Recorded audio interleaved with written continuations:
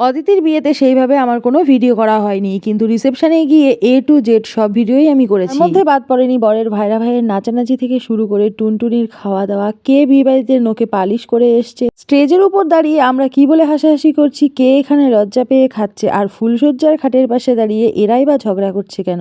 সবকিছু জানতে হলে অবশ্যই করে ভিডিওতে সাথে থাকতে হবে। হাই ফ্রেন্ডস, আশা করছি তোমরা সবাই খুব ভালো আছো। চলে আসলাম নতুন আবার একটা ভিডিও নিয়ে। পাড়ার মধ্যেই বিয়ে হলে বেশ কিছু কিন্তু সুবিধা আছে, সেই রকমই সুবিধা আমি সেদিন উঠিয়েছিলাম। আর এইরকম সুবিধা কিন্তু বরযাত্রী কন্যাযাত্রী অনেকরাই নিয়ে থাকে। সেদিন কন্যাযাত্রী থেকে আমার আসার কথা হলেও আমি কিন্তু চলে এসেছিলাম আমার মতো, আর এই গাড়িগুলোতেই কিন্তু কন্যাযাত্রীদের ঢেলে দিয়ে গেল। সেদিন দোকান বন্ধ করতে আমার একটু দেরি হয়ে গেছিল, তার জন্য কিন্তু সময় মতো সবার সাথে আমি এসে পৌঁছাতে পারিনি।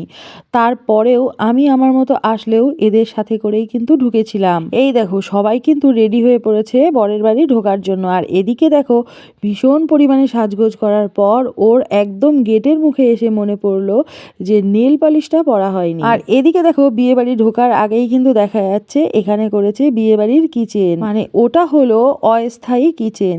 আর এদিকে দেখো আমরা সবাই কিন্তু লাইন ধরে এগিয়ে যাচ্ছি বরের বাড়ি ঢোকার জন্য।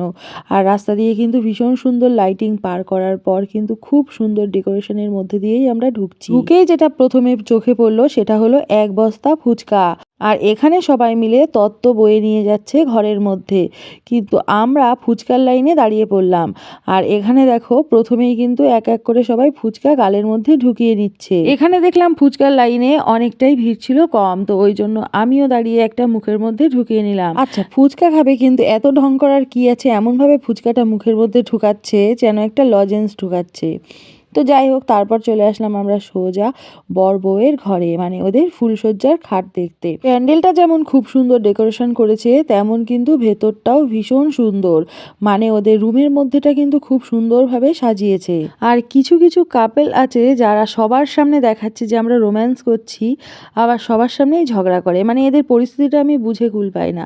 তো যাই হোক, ওরা একটু ওখানে ছবি ভিডিও নানান তাল করলো, করার পর চলে আসলাম আমরা সোজা পকোড়ার স্টলে। আর এখান থেকে কিন্তু পকোড়া আর কফি দুটোই আমরা খেয়ে নিলাম।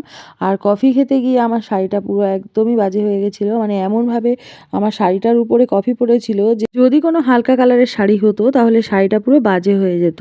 তো যাই হোক, এই কালার বলে অতটাও বেশি বোঝা যায়নি। আর এখানে দেখো ডেকোরেশনটা কিন্তু খুবই সুন্দর করেছে। খুব বাড়ি থেকে যখন বিয়ে বাড়ির জন্য আসছিলাম তখন মনে হচ্ছিল ভালোই ঠান্ডা লাগছে, কিন্তু বিয়ে বাড়িতে ঢোকার পর ঠান্ডা কিন্তু কোথায় যেন উধাও হয়ে গেল।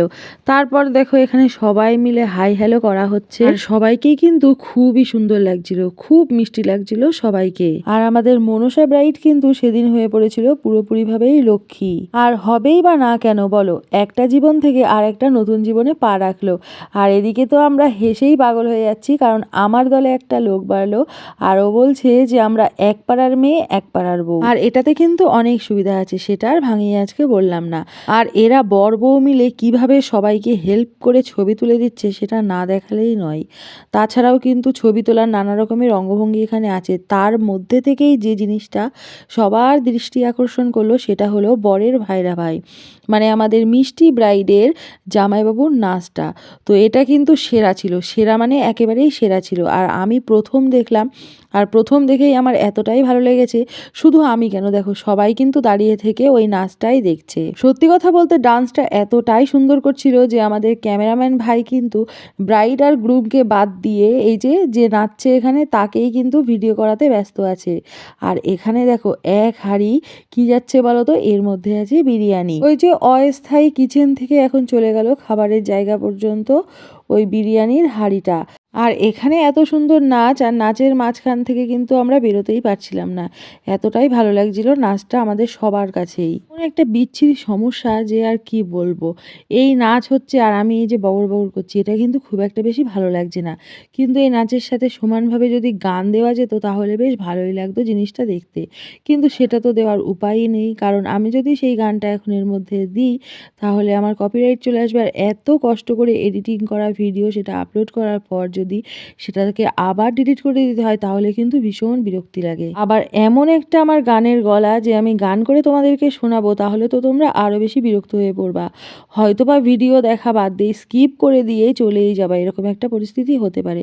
তো যে কারণে আমি আর কিছু বললাম না, ওরা যেভাবে নাচ করছে করুক, আমি আর গানটা করলাম না। তো যাই হোক, এদিকে দেখো সবাই নাচছে যখন, তাহলে আমাদের ব্রাইড কেন চুপচাপ থাকবে?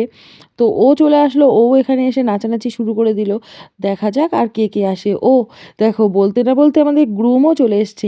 তো সব মিলিয়ে এখন হলো পূর্ণতা, মানে সবাই মিলে যেখানে নাচছে সেখানে কিন্তু দেখতে অনেকটাই সুন্দর লাগে।